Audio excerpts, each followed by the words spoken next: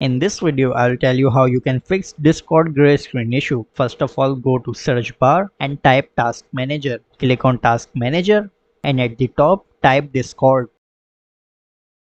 Then you can see Discord right here. You can expand it as well. Then you have to right click on Discord and click on End Task and your application will be closed. Then relaunch Discord and this will most likely fix your issue.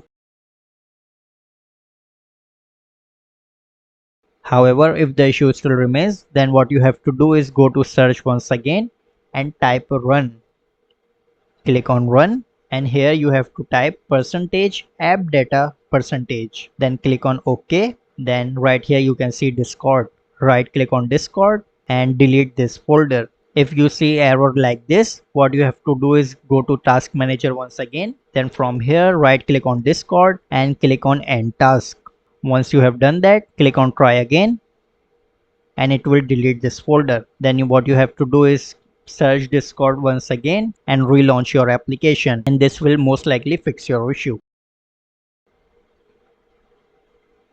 Once you will relaunch Discord, you will need to log in once again. Enter your email and your password, then click on login and this will most likely fix your issue. So that's how you can fix gray screen issue on Discord. So that's it for this video. If this video helped, subscribe.